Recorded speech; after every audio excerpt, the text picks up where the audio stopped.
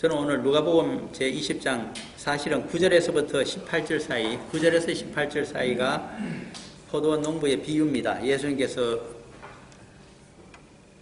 유대교 지도자들을 대상으로 하여 주신 비유의 말씀인데 그것을 잘 의미를 파악하기 위해서 앞에 한 절, 뒤에 한 절을 좀 붙여서 생각해 보자 했습니다. 그래서 8절과 19절을 합쳤기 때문에 오늘 강해 설교할 내용의 제목을 포도원 농부의 비유의 의미라고 정해보았습니다.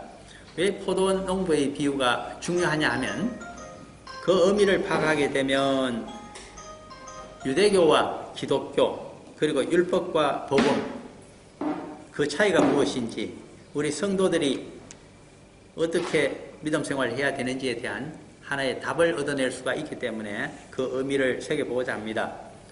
먼저 전후 사정을 좀 알기 위해서 그것은 포도원 농부의 비유가 어떻게 탄생이 되었는지 그 배경을 알기 위해서 누가복음 20장 1절부터 8절까지를 잠깐 설명을 드리겠습니다. 20장 1절을 보게 되면 하루는 예수께서 성전에서 백성을 가르치시며 라고 되어 있는데 이것은 예수님의 공생의 마지막 무렵입니다. 그때 예수님께서는 예루살렘 성전에 들리셔서 마지막 공생애를 사시면서 천국 복음을 누구에게 전했느냐 하니까 성전에 출입하고 있는 선민 유대인 백성들에게 대부분 이 사람들은 그 예루살렘 주민들이 되겠죠. 그들에게 직접적으로 전하기를 시작하셨습니다. 어떻게 생각하면 굉장히 위험한 일입니다. 왜 그러냐 하니까 예루살렘 성전 네모진 곳 한 곳에 솔로몬 행각 그 옆에 방들이 있는데 거기에 사내들인 대공회원들이 귀가하고 있는 장소가 있기 때문에 그들의 눈앞에서 바로 눈앞에서 천국 복음을 전하셨다는 것입니다. 백성들에게. 그들은 눈살 찌푸렸겠죠. 그래서 이렇게 전하시고 있으니까 유대교 지도자들의 가운데 제일 첫 번째 이제 수장이 되는 사람이 전현직 대제사장들입니다. 이때는 예수님 마지막 공생의 당시가 주후 한 32년경으로 볼 때 이때는 가야바라고 하는 사람이 대제사장 현직입니다.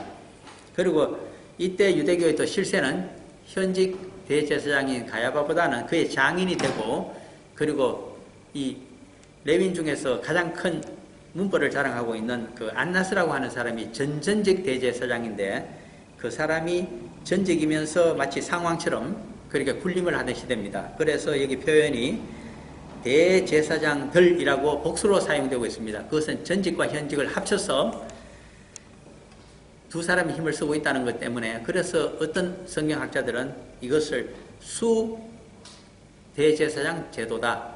제사장 중에 숫자를 붙여가지고 그 머리 되는 대제사장들이 전현직을 막론하고 이렇게 그 유대교를 지도하고 있던 시절이다. 그렇게도 표현을 합니다. 어떤 사람은 그 대자를 떼버리고 수제사장 시대다. 이렇게도 표현을 합니다만은 이 전현직 대제사장 즉 가야바와 전직인 안나스 그리고 서기관들이라고 나와 있는데 이 서기관들은 여러 번 누차 말씀을 드립니다마는 사내들인 대공회에서 판결을 하고 판결문도 작성하고 기록을 하는 사람들입니다.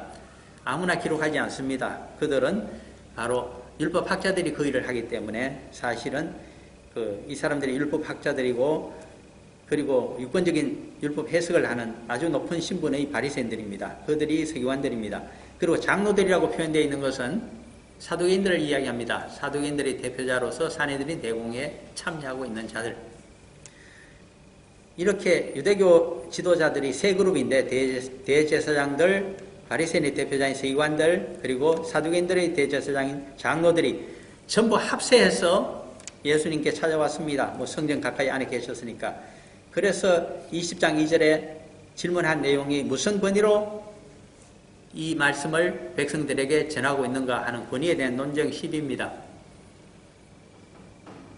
우리는 예수 그리스도를 하나님의 아들이며 그리스도라고 신앙 고백하고 우리가 또 신앙의 대상으로 믿고 있습니다만 유대인들에 있어서는 그것이 아닙니다.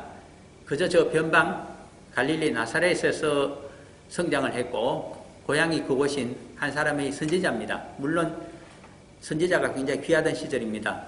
400여 년이 지나서 세례 요한이 공식적으로 선지자로 나타났고 그 다음에 나사렛 예수가 나타났기 때문입니다.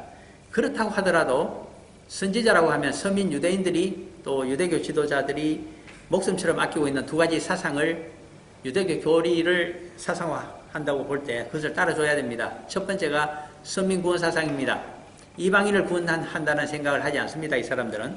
그런데 예수님은 이방인들까지 전부 구원의 대상이라고 폭을 넓히고 있습니다.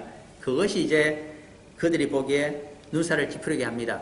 두 번째 백성들에게 가르쳐주고 있는 것은 하나님의 능력으로 메시아가 다윗의 제국을 현세적으로 이 땅에서 성립시켜서 외세를 몰아내고 서민 이스라엘의 영광을 온 사회에 떨친다는 그런 정치적인 메시아 사상이 아닙니다. 그들이 기다리고 있는 그런 메시아가 아니고 유대교에서 얘기하는 그런 메시아가 아니고 하나님 나라 부활하여 영생 가운데 들어가는 그 나라가 다가온다고 얘기하면서 그 나라에는 서민 이방인 구별 없이 전부 회개하고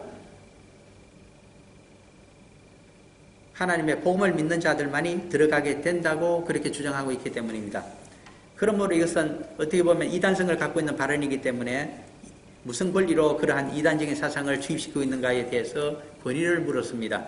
그랬더니 예수님께서 답변하시기 전에 다른 질문을 하나 먼저 하셨습니다. 그것이 무엇이냐 하니까 4절에 있는 요한이 침례가 세례가 하늘로부터냐 사람으로부터냐. 내가 먼저 너희들에게 묻겠다. 선지자 세례 요한의 권위가 하늘에서부터 온 것인가 사람에게서부터 온 것인가를 내게 정확히 질문해 주면 나도 답을 주겠다는 겁니다. 그것이 전제 조건이었습니다.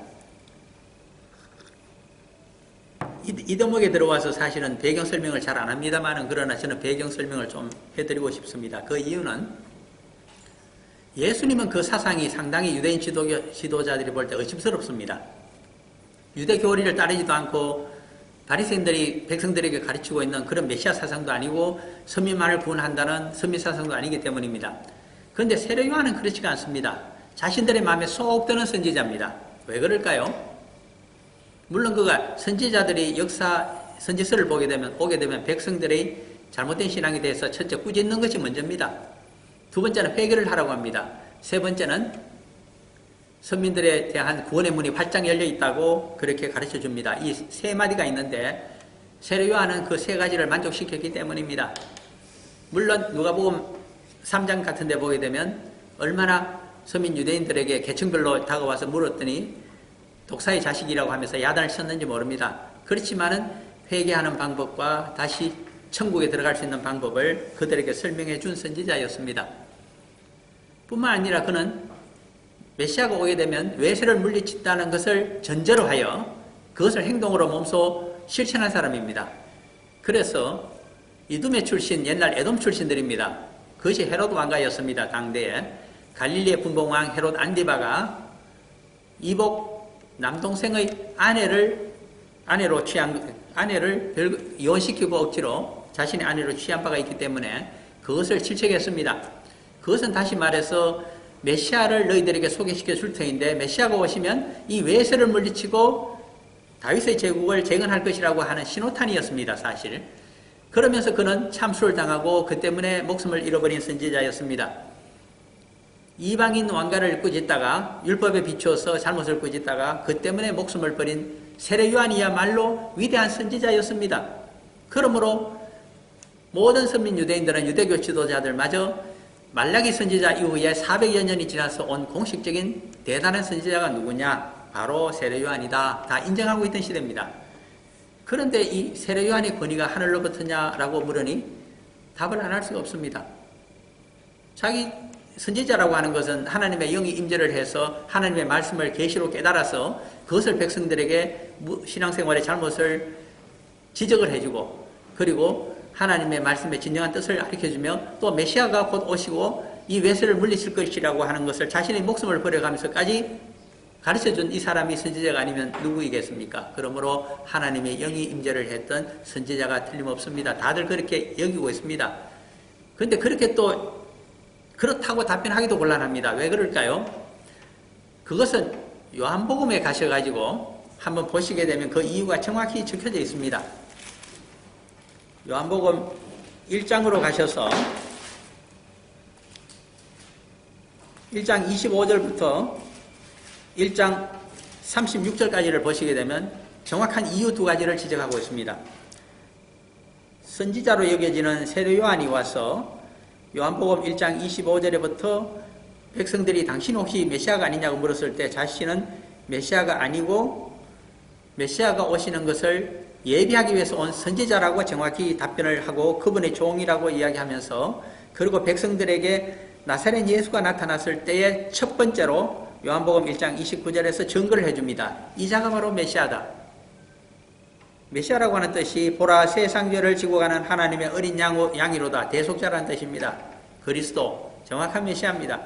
그러면서 그 다음에 쭉 진행이 되게 되면 설명을 합니다. 나도 누가 메시아인지 몰랐지만은 성령이 그에게 머물게 되는 것을 보고 세례를 줬을 때에 그가 메시아임을 내가 증거했다고 하는 것이 34절에 있는 말씀입니다. 내가 보고 그가 하나님의 아들이심을 증언하였노라 하니라. 그 다음에 그 이튿날에도 또 36절에 가게 되면 자신의 제자들이 있는 자리에서 또 증거합니다. 예수께서 36절입니다. 요한복음 1장. 예수께서 그니심을 보고 말하되 보라 하나님의 어린 양이로다. 이렇게 세 차례나 증거를 한 사람입니다. 그렇다면 세례 요한이 하나님의 영의 감동을 입은 선지자라고 한다면, 귀한 선지자라고 한다면 그가 메시아로 소개한 나사렛 예수를 이들은 믿어야 됩니다. 그 권위를 인정해야 됩니다. 그런데 이것이 하기 싫은 것입니다. 왜? 사상이 의심스럽기 때문에. 그래서 모른다고 얘기합니다.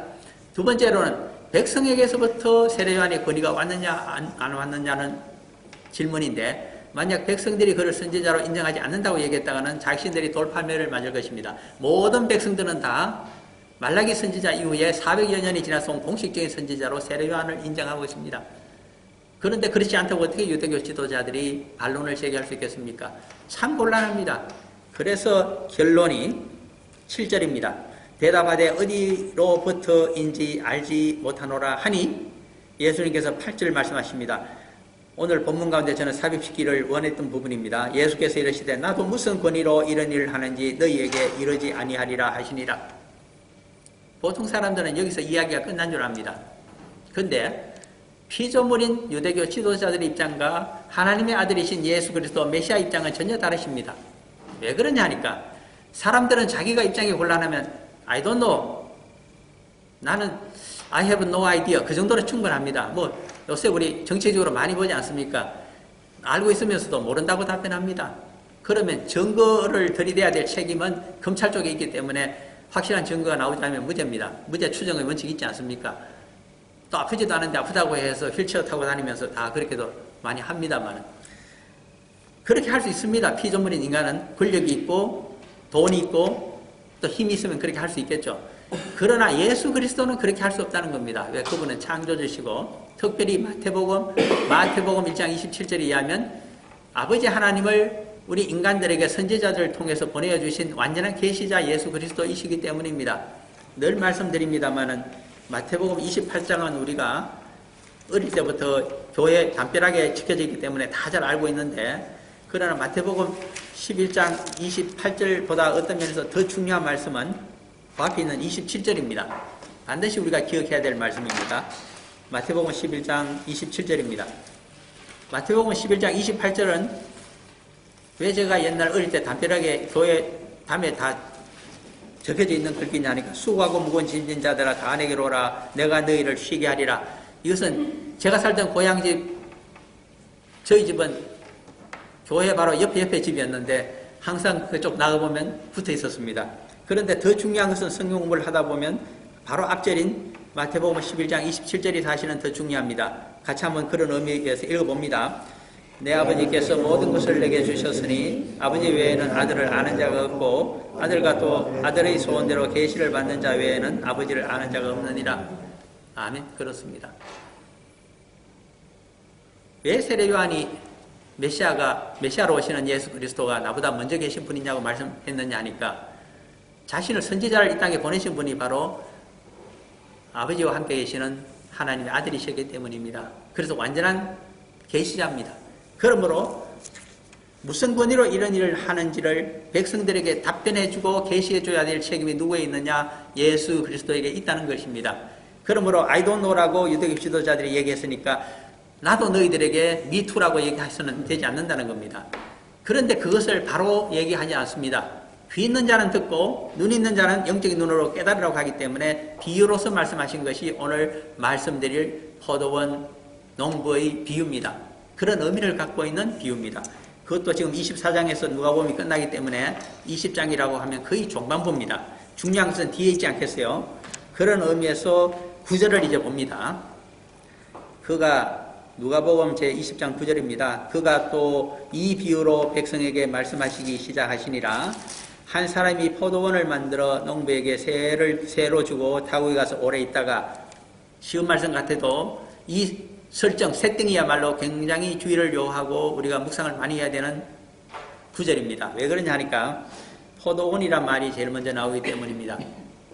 민수기를 보게 되면 한 13장쯤 가게 되면 약속의 땅, 젖과 꿀이 흐르는 가나안 땅을 정복하기 위해서 북벌을 하기 전에 바람 광야 끝머리에 있었던 제일 북쪽에 있는 가데스 바네아에서 모세가 주장을 합니다. 민수기 13장에 있는 이야기입니다.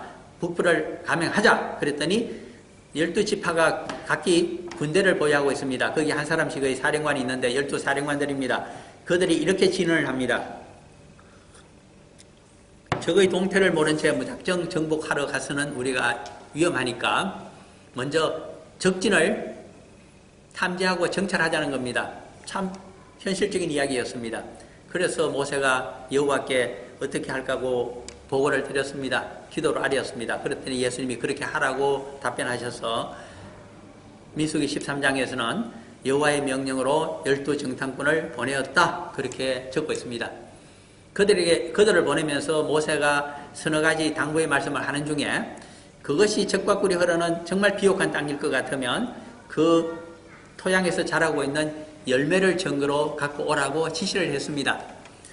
그래서 이 12정탐꾼들이 신광야를 지나서, 그리고 헤브론 아래쪽에 가나안 남부 지역입니다. 거기 있던 메마른 땅 네게브 광야를 지나서 쭉 북진을 해서 헤브론에 도착했습니다.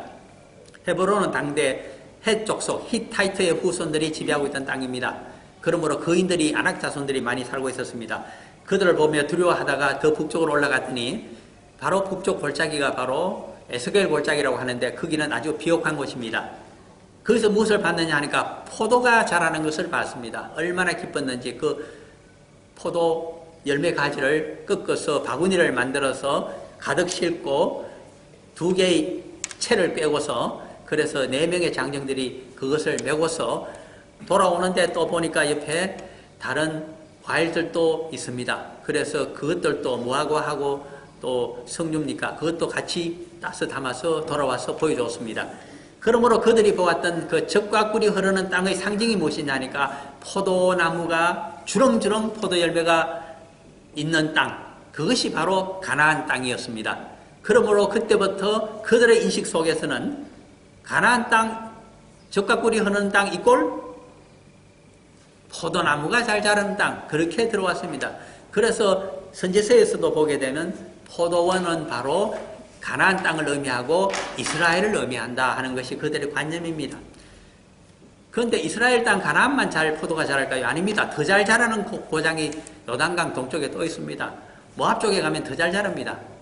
그러므로 이스라엘 선민들은 자기들의 땅에서 포도원이 있고 최고의 극상품이 난다고 자랑하고 있지만은 하나님 입장에서 보면 아니다. 요단강 동쪽 요르단 쪽에서도 얼마나 더 잘 자는지 모른다. 지중해 지나서 가게 되면 남불 쪽이 어떻습니까? 최고의 포도밭이 거기도 있습니다. 오늘날 세계 최고의 포도주는 어디서 생산될까요? 그것은 우리가 살고 있는 뉴질랜드입니다.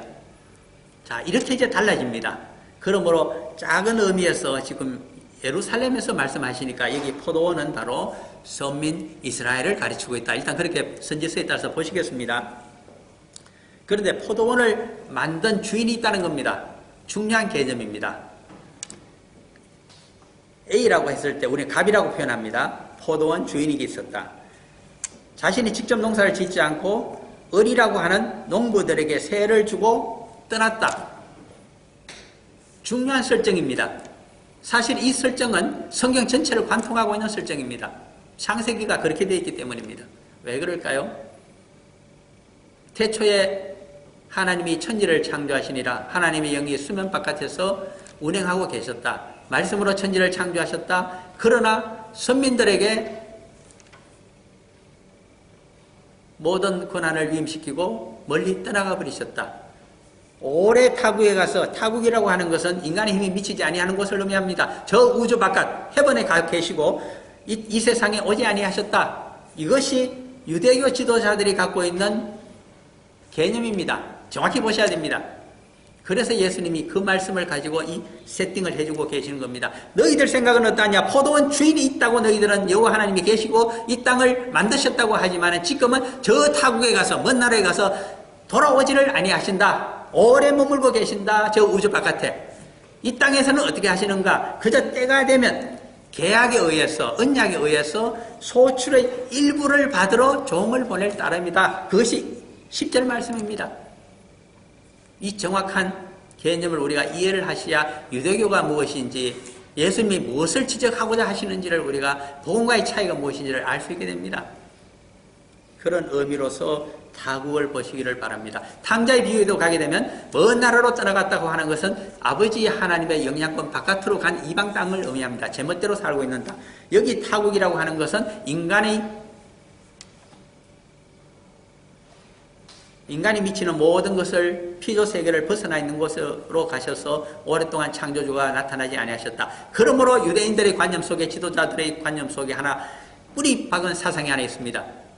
이 세상은 무주공산이다. 유대교는 우리들의 것이다. 하나님의 것이 아니다.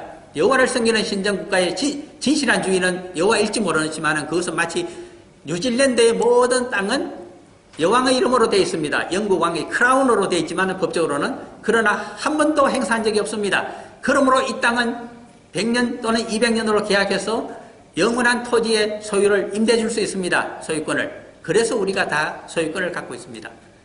법적인 것과 실제적인 것을 구별하셔야 됩니다. 법적으로는 유대교가 누구의 것이냐, 신정국가의 왕이 누구냐, 여호와십니다. 그러나 그것은 영국 여왕과 같습니다. 크라운과 같습니다. 그저 문서가 그렇게 되어 있고 옛날 와이탄기 조약이 그렇게 되어 있다고 하는 것밖에 없습니다.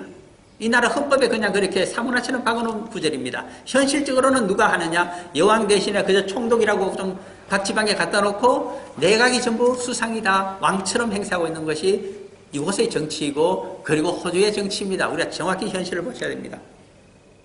서민 이스라엘에 있어서는 유대교는 누구의 것인가? 유대교 대제사장들의 것이며 사내들인 대공의 것이었습니다.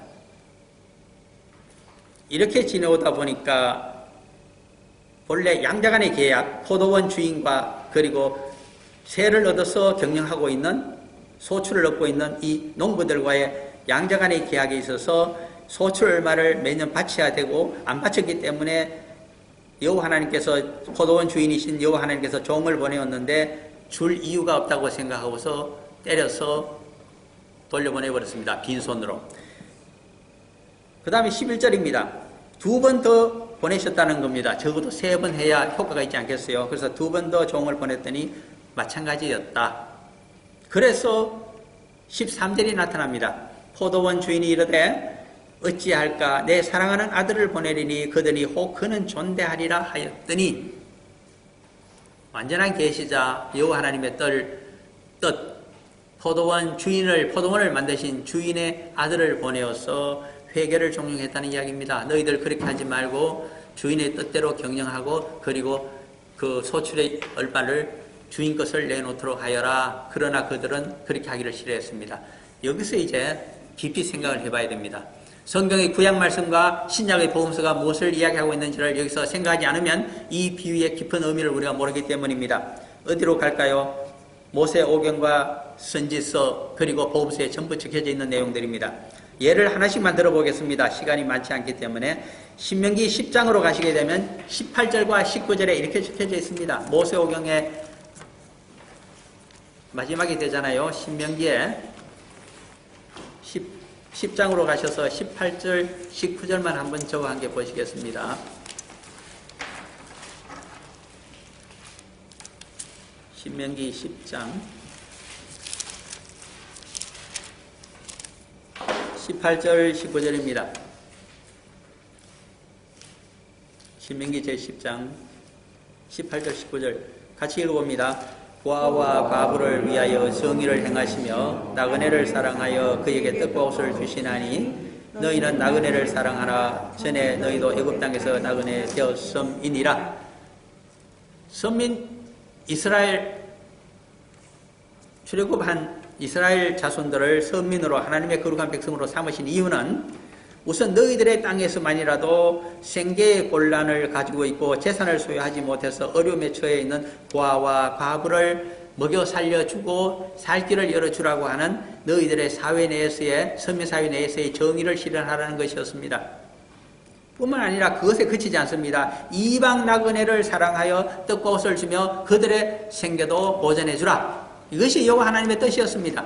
첫 번째 것은 정의에 대한 문제고, 이 정의를 다른 이방인에까지 확장시키게 되면 그것은 사랑으로 하는 공의의 실천이 됩니다. 여호와 하나님은 사랑이시라고 요한 1, 2, 3서에서 그렇게 사도 요한이 주장합니다. 왜 사랑이실까요? 사랑은 정의를 뛰어넘기 때문에 여호와 하나님의 사랑을 이야기합니다. 창조주 아버지가 아니시면 모든 피조물을 아들같이 자식같이 사랑할 수가 없습니다. 그러므로 여호와를 사랑하고 아버지 하나님을 사랑하고 그리고 이웃을 사랑하라고 하는 말은 여호와 하나님을 사랑하는 그 창조주의 마음을 가지고 여호와께서 사랑하시는 모든 피조물을 이기적인 생각을 버리고 전부 이타적으로 너의 몸과 같이 사랑해 주라고 하는 것이 바로 모든 십계명의 뜻이고 율법의 뜻이며 여호와 하나님의 말씀의 취지였습니다. 그것이 여기 18절에 이미 적혀져 있는 내용입니다. 왜 그런가? 너희들도 애굽 땅에서 나그네로 이방 나그네로 살아봤기 때문에 너희들을 해방시켜 주시고 구원해 주신 여호와 하나님이 너희들이 홀대하고 있는 저 이방인들도 구원해 주고 해방시켜 주고 살 길을 열어주지 아니하시겠느냐. 그것이 사랑의 아버지 하나님의 뜻이라고 하는 공의를 실천하라고 하는 내용입니다. 모세오경만 그런 것이 아닙니다. 선지서 중에 선지서라고 할 수 있는 이사야서 66장으로 가서 제일 마지막 장입니다. 이사야 마지막 끝장인 66장 가서 20절 한 절 말씀을 보시면 선지서의 내용이 이렇게 적혀져 있습니다. 오늘 이사야 제일 마지막 장 66장 20절 한 절만 보겠습니다.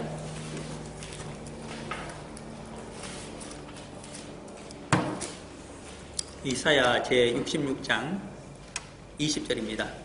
같이 읽어봅니다. 나 여호와가 말하노라. 이스라엘 자손이 예물을 깨끗한 그릇에 담아 여호와의 집에 드린같이 그들이 너희 모든 형제를 뭇나라에서 나의 성산 예루살렘으로 말과 수레와 겨자와 노새와 낙타에 태워다가 여호와께 예물로 드릴 것이요. 21절도 읽을까요? 나는 그 가운데서 택하여 제사장과 레위인을 삼으리라. 여호와의 말이니라. 아멘. 서민 이스라엘 백성들이 해야 될 사명이 나타나고 있습니다. 모든 이방인들에게 여호와의 말씀을 전하고 회개하지 않으면 멸망을 당한다는 여호와의 말씀을 전하고 그들에게 회개를 받아서 그들을 여호와께 데려와야 된다는 이야기입니다. 하나님 나라에 데려와서 하나님 나라에서 영생을 함께 누릴 수 있도록 하라는 것이 예물에 담겨있는 뜻입니다. 이 예물만은 여호와 하나님께서 받으시겠다는 것입니다. 이 예물이 바로 오늘 포도원 농부의 비유에서 드러나고 있는 소출의 일부입니다. 여호와 하나님께서 종을 보내어서 그토록 얻고자 하시는 것이 바로 이 예물이었습니다. 그러면 어떻게 하시느냐? 이 예물 가운데 이방인들 가운데 회개하고 성도가 된 자들을 레위인과 제사장으로 삼아서 복음의 일꾼으로 다시 파송하시겠다고 하시는 것이 여호와 하나님의 말씀이요 온 세상 만민을 구원하시고자 하시는 아버지의 전도와 선교의 방법론이었습니다. 그런데 이 이스라엘 백성들이 선지서에 적혀져 있는 그대로 했을까요? 전혀 하질 않았습니다. 그래서 마지막으로 예수님께서 선지자들에 이어서 이 세상에 오셔서 하신 말씀이 복음서 중에 마태복음 5장과 25장에 적혀져 있습니다. 먼저 마태복음 25장 40절을 한번 보시겠습니다. 마태복음 25장에는 양과 염소의 비유가 있고 달란트의 비유 등이 있는데 그 중에 양과 염소의 비유를 하시면서 마태복음 25장 40절에 중요한 한 구절이 나타납니다. 마태복음 25장 40절이 되겠습니다. 같이 읽어봅니다. 임금이 대답하여 이르시되 내가 진실로 너희에게 이르노니 너희가 여기 내 형제 중에 지극히 작은 자 하나에게 한 것이 곧 내게 한 것이니라 하시고 아멘. 선민들이나 우리 성도들이 해야 될 일이 무엇인가 하니까 하나님의 자녀된 우리들은 마땅히 여호와 하나님께서 자신의 형제로 여기시는 가장 작은 자, 여기서 작은 자라고 하면 세상의 경쟁에서 져서 약한 자이고 그리고 뒤처져 있는 자이고 먹고 살기가 어려워서 참으로 경제적인 그리고 영적인 고난 가운데 처해 있는 자입니다. 그들에게 살 길을 열어주라고 하시는 말씀입니다. 이것을 해야 될 자들이 바로 성도들이고 선민들입니다. 그런데 그렇게 하지를 않았기 때문에 드릴 소출도 없고 그리고 예물도 없습니다. 뿐입니까? 더 정확하게는 마태복음 5장 44절에서 48절이 사실은 결정판입니다. 복음이 무엇인가, 유대교의 율법으로 교리화해 놓은 그들의 사상이 무엇인가를 한마디로 구별하고 있는 것이 바로 마태복음 5장 43절과 44절이기 때문입니다. 물론 그 48절까지 다 읽으면 좋겠지만 시간이 없기 때문에 43절, 44절 마태복음 5장 43절은 유대교리를 이야기합니다. 선민사상을 이야기합니다. 44절은 복음을 이야기하고 여호와 하나님께서 우리들에게 그리스도를 통해서 가르쳐 주고자 하시는 하나님 말씀의 진정한 취지가 복음이 44절입니다. 43절 율법에 대해서 알아봅니다. 또 내 이웃을 사랑하고 내 원수를 미워하라 하였다는 것을 너희가 들었으나 그렇습니다. 여기서 이웃이라고 하는 것은 같은 서민 이스라엘 백성들을 이야기합니다. 서민 사회 내에서는 서로 사랑하고 아껴주고 돌봐줍니다. 정의를 실현합니다. 그래서 고아와 가부까지 살도록 만들어주고 있습니다. 그러나 원수는 미워하고 있습니다. 원수가 누굴까요? 외세입니다. 주변국의 강대국들입니다. 자기를 괴롭히고 있습니다. 이들에게는 멸망의 대상이기 때문에 마치 옛날 세상 제국이었던 애굽 제국과 같기 때문에 하나님의 말씀 절대로 전하지 않습니다. 구원의 복음 전해주지 않습니다. 그들 위해서 제사 드려주지 않습니다. 속죄 제사를. 그들 위해서 중보의 기도 일체 드리지 않습니다.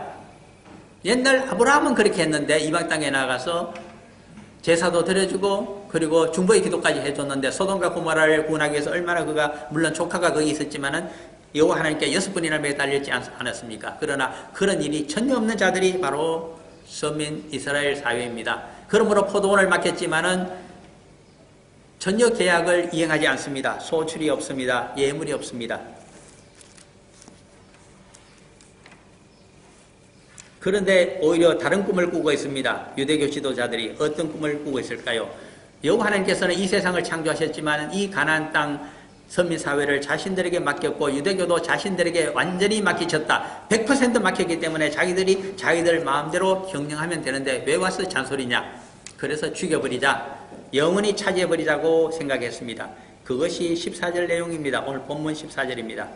누가복음 제20장 14절 농부들이 그를 보고 서로 언론하여 이르되 이는 상속자니 죽이고 그 유산을 우리의 것으로 만들자 하고 여호와 하나님과 예수 그리스도와 전혀 상관없는 종교적인 유대교만을 자기들이 차지하고자 한 것입니다. 그래서 15절 결론입니다. 포도원 밖에 내쫓아 죽였느니라. 그런즉 포도원 주인이 이 사람들을 어떻게 하겠느냐? 언제 내쫓아 죽일까요? 얼마 지나지 아니하면 6월절 어린 양으로 오신 예수 그리스도를 골고다 십자가에서 처형할 것임을 이미 예언해주고 있는 말씀입니다. 그 결과 유대인 사회가 선민 사회가 어떻게 될까요? 16절입니다. 와서 그 농부들을 여호와 하나님께서 군대를 보내셔서 그 농부들을 진멸하고 포도원을 다른 사람에게 주리라 하시니 이들이 듣고서 아찔하여 사람들이 백성들이 유대인들이 이야기합니다. 듣고 이르되 그렇게 되지 말아지이다 하거늘 그들은 원하지 않는다고 하더라도 그러나 유대교 지도자들의 생각은 다릅니다. 그래서 결국은 구약에 있던 시편 말씀에 예언이 응하게 된다는 말씀입니다. 17절입니다. 그들을 보시며 이르되 그러면 기록된 바 시편 제118편에 있는 말씀이죠. 건축자들의 버린 돌이 모퉁이의 머릿돌이 되었느니라. 이 말씀은 건축자들의 버린 돌이라고 하는 것은 선민사회에서 구원의 역사를 이루는 머릿돌로 삼으려고 했던 예수 그리스도를 버려버림으로 말미암아 이방인 세계에서 새로운 교회와 만민 구원의 복음을 온 세상에 퍼지게 하는 머릿돌 하나님 나라의 주추돌이 되었다는 것을 의미하고 있습니다. 그러므로 하나님 나라의 초석은 선민들로부터 유대교 지도자들로부터 버림을 당하고 대속의 십자가를 지고 처형을 당해버리신 우리 주님께서 머릿돌이 되신다는 사실을 그 초석이 되신다는 사실을 이야기해주고 있습니다. 그런데 정말 중요한 것은 18절입니다. 그래서 마지막 구절을 보시겠습니다. 무릇 이 돌 위에 떨어지는 자는 깨어지겠고 이 돌이 사람 위에 떨어지면 그를 가루로 만들어 흩으리라 하시니라. 이 산돌이 날아와서 제국의 기초를 깨어버린다고 하는 것은 다니엘서에 있는 이야기입니다마는 여기서는 쉽게 좀 설명을 해보겠습니다. 예수 그리스도의 천국 복음, 그리고 선민과 성도들의 사명, 그것을 잊어버리고 살아가는 자는 멸망을 당할 것이라고 하는 것이 이 돌이 그를 부수어 버리겠다고 하는 내용입니다.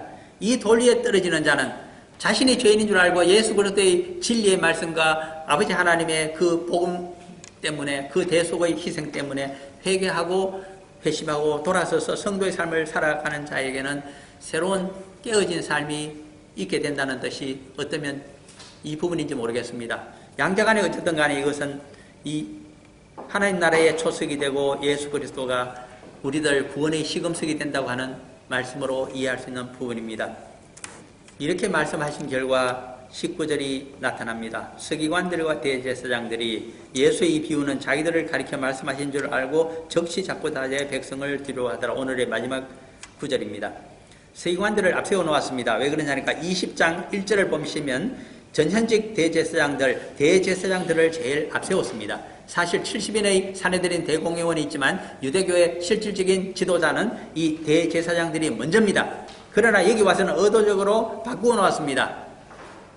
의사 누가가 쓰면서 왜 서기관들을 앞세웠을까요? 그것은 대제사장들은 권력을 행사하고 있지만은 서기관들은 율법을 연구하고 있는 학자들입니다.